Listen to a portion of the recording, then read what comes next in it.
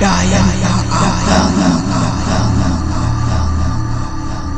तो स्वागत है आपका स्पूकी मोहनिश में, जहां हम दुनिया के सबसे भयानक किस्से और कहानियां सुनाते हैं। आज रात हम एक ऐसी कहानी के पीछे जा रहे हैं जो एक पुराने गांव से जुड़ी है। एक ऐसा गांव जहां एक डायन का श्राप अब तक घूम रहा है। उसका नाम था आराध्या, एक औरत जिसे धोखा दिया गया था, एक डायन जिसे बेवफाई का सामना करना पड़ा, और उसका श्राप उस गांव के लोगों के लिए कभी ना खत्म होने वाला बन गया। कहानी शुरू होती है एक दूर के गांव में जो एक बड़े जंगल के बीच बसा था। यहाँ के लोगों के दिलों में एक भयानक कहानी बस गई थी। सदियों पहले इस गांव में एक औरत रहती थी, आराध्या, जो एक हीलर थी और जादू के कला में निपुण थी। लेकिन गांव के लोगों को नहीं पता था कि आराध्या एक डायन थी जो अपने पुरखों से काले जादू की कला को सीखी थी।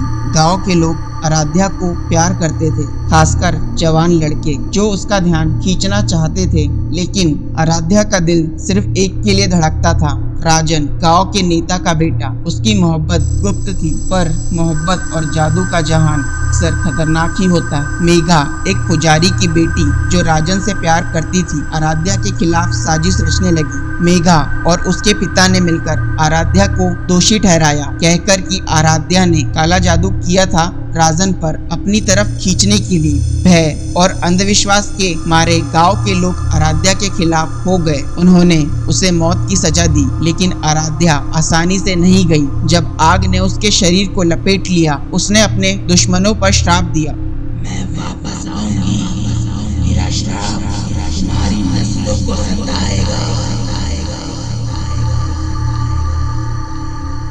और इस तरह डायन का श्राप जन्म लेता है। सदियां बीत गई, लेकिन आराध्या का श्राप जिंदा रहा। गांव में अजीब हादसे होने लगे, पशु गायब हो जाते, फसल रात भर में मुरझा जाती, और कुछ रातों को गांव वाले एक औरत की रोती हुई आवाज सुनते। गांव के लोग अब भी अपने पुराने पापों से दबे हुए हैं। उन लोगों के वंशज जो आराध्या के खिलाफ थे, उनका सामना अब उनके अपने दुख से होता है। राजदार मौत, अचानक बीमारी और अंधेरी रातें, सब कुछ उसके वापस आने की निशानी थी। लेकिन एक खानदान था जिसे आराध्या का श्राप सबसे ज्यादा सताता था, राजन के वंशज। सदियों से उनका पहला बेटा कभी जवानी तक नहीं पहुंचता था। आज के समय में लौटते हैं जहां आराध्या का श्राप अपने अंत तक पहुंचने वाला है। राजन का आखिरी वंशज अर्जुन अपने परिवार के राज को समझने के लिए गांव लौटता है। अर्जुन की तलाश उससे एक पुरानी हवेली तक ले जाती है जो कभी आराध्या का घर था। जैसे जैसे वो हवेली में घुसता है, उसके आसपास एक अजीब सी ठंडक फैल जाती है।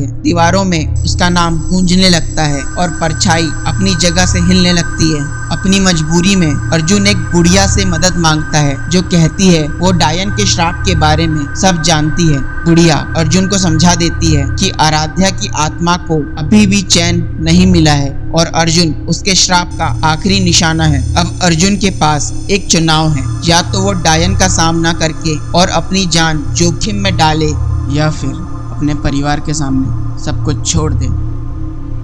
अर्जुन अब आखिरी लड़ाई के लिए तैयार है। उसका सामना आराध्या, जो कि एक डायन है, उससे होता है। क्या अर्जुन इस श्राप को तोड़ पाएगा, या डायन का बदला उसकी जिंदगी का अंत बन जाएगा?